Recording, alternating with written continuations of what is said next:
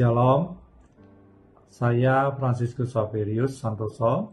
Saya sebagai pewarta yang tergabung di dalam BPK PKK Keuskupan Surabaya, dan juga saya sebagai guru SEP Santo Yohanes Penginjil Surabaya. Ibu Bapak yang terkasih di dalam Kristus, saat ini kita pasti mengenal yang disebut medsos atau media sosial itu. Dan media sosial itu saat ini sebagai alat atau media yang sangat ampuh di dalam menggalang dan menggiring opini masyarakat. Dalam bermedsos terjadi banyak atau bermacam-macam perilaku masyarakat. Contohnya, ketika ada orang yang berbuat salah atau berbuat jahat, dan ketika perbuatannya itu terekam oleh seseorang, dan ketika rekaman itu diunggah ke dalam media-media sosial, maka bagi masyarakat zaman now, orang yang berbuat salah yang terekam di dalam video itu akan dianggap sebagai pihak yang tidak berguna dan hanya merugikan belaka. Karenanya mereka harus dicaci maki, mereka dihujat-hujat, kehidupan pribadi dan keluarganya diobok-obok sedemikian rupa. Pendek kata, orang tersebut harus disingkirkan, harus dihukum berat, dan bila perlu harus dihukum mati. Sedang di pihak lain, ada orang yang berpenampilan suci, disanjung-sanjung seolah-olah tak punya kelemahan dan dosa. Sikap seperti ini tentu tidak realistik, Ibu Bapak sekalian. Bukankah lewat kejahatan yang dilakukan orang-orang lain itu dan akibat-akibat atau kerugian-kerugian yang ditimbulkan akan menyadarkan kita atas buruknya perbuatan jahat itu, sehingga kita pun akhirnya akan tersadarkan dan tidak akan meniru untuk berbuat baik seperti itu. Demikian juga dengan masyarakat.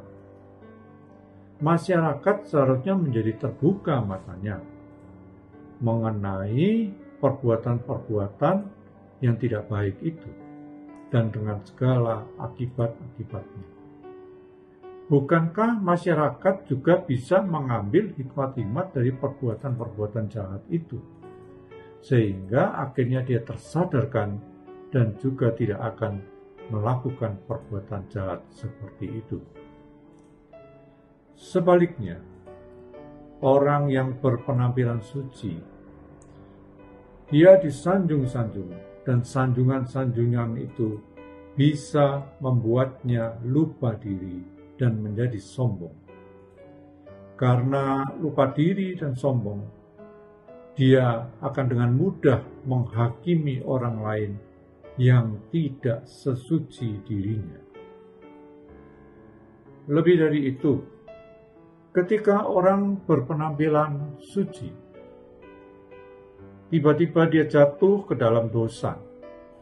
Lantas dia menjadi malu, dia menjadi panik, dan dia mencoba menutupi kelemahan-kelemahannya itu dengan hidup kesalehan yang lahiriah, yang mengelabui. Maka kalau itu terjadi, ia akan tambah menjadi orang munafik. Seperti kita tahu pada orang-orang Farisi, imam-imam ahli Taurat itu yang sering dikritisi oleh Yesus. Dia sebagai orang saleh mengenakan hukum-hukum, membawakan hukum-hukum dan peraturan-peraturan Taurat yang begitu berat kepada masyarakat, sehingga menjadi penderitaan, menjadi beban hidup masyarakat. Tetapi dirinya sendiri tidak pernah menjadi pelaku.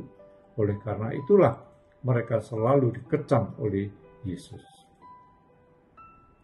Ibu, Bapak sekalian, ada kata mutiara yang ditulis oleh Khalil Gibran, seorang penyair yang berasal dari Lebanon.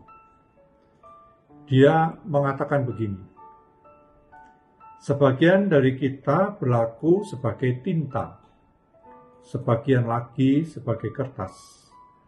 Andai kata tidak ada pihak yang hitam, banyak dari antara kita yang akan menjadi bisu. Dan andai kata tidak ada pihak yang putih, banyak dari kita akan menjadi buta. Saudara-saudara yang dikasihi Tuhan, kata Khalil Gibran ini tentu ada benarnya, bahwa setiap orang mempunyai perannya masing-masing di dalam masyarakat. Yang jahat dengan kejahatannya yang mengerikan itu, tetapi dapat juga memberikan penyadaran bagi mereka yang belum terlalu jahat atau mereka yang belum berbuat jahat untuk tidak berbuat jahat.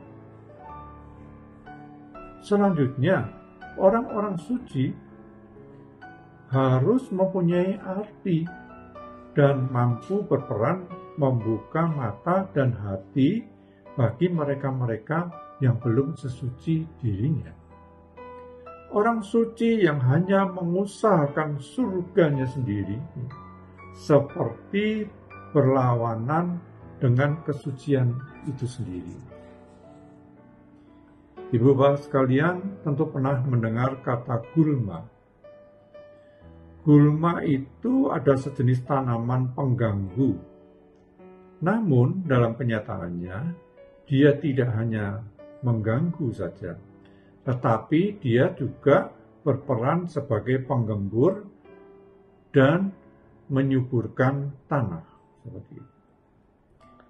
Di dalam Matius bab 13 ayat 24-30. Sabda Yesus dalam perumpamaan tentang gandum dan ilalang mengingatkan kita semua agar kita tidak serta-merta atau mudah menghakimi dan menghukum orang lain yang sedang jatuh ke dalam kemalangan ataupun jatuh ke dalam dosa-dosa. Biarkanlah mereka tumbuh bersama sampai waktu menuai itu tiba. Itu yang dikatakan Yesus di dalam Injil Matius bab 13 ayat 30. Sebab hanya Tuhanlah hakim yang maha adil, yang akan menghakimi semua dengan belas kasih-Nya yang tidak terbatas.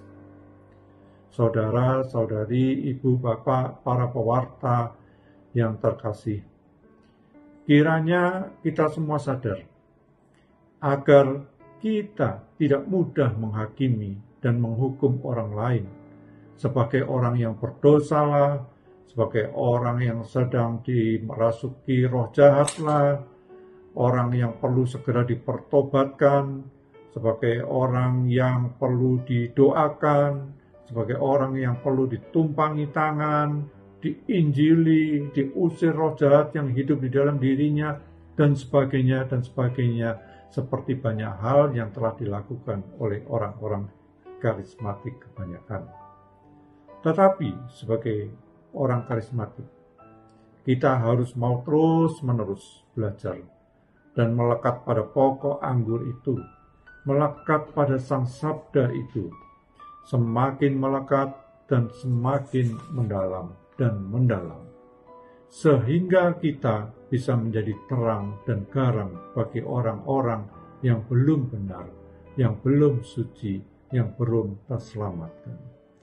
Ibu bapak sekalian, demikian renungan pada hari ini. Semoga ini bisa menjadi berkat bagi kita semua dan kiranya Tuhan memberkati. Amin.